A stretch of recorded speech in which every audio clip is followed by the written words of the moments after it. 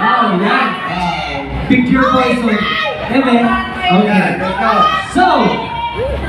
So ganun ulit yung team natin. Okay. Team A, kami. Team B kayo. Walang gusto kumampi sa inyo. So, Team B kayo.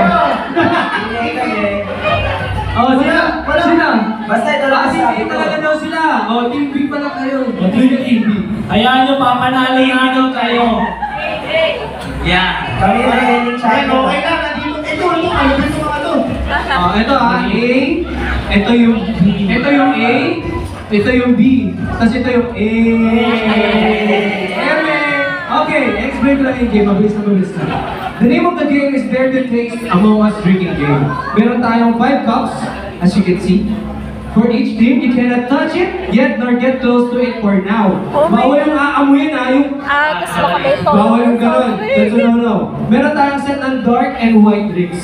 Team A gets dark while Team B gets white. Gets? Team A white, Team B dark.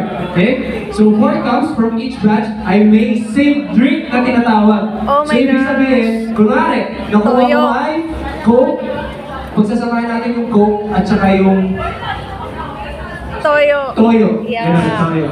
So mamimili lang, pero hindi natin alam kung alin doon yung Coke and kung alin doon yung Toyo. Toyo. Gets? Gets. So then yung isa ay poison na tinatawag. For Team A, ang safe shots ay Coke and poison ay soy sauce. Katulad sinabi ko kanina. Okay. Team B naman, ang safe shot ay Sprite. While the poison is hindi vinegar. Sir! Siyempre guys, nagmamatch na tayo. So, extreme kaya with consent naman kasi we need to make sure na R18 ang nasa Team B. Sino ba yung Team B? Kami. Team Ops, 18 up na, no? Oo. Parang So, this is a game of luck and deception. Ito, parang anime, no? Luck and deception.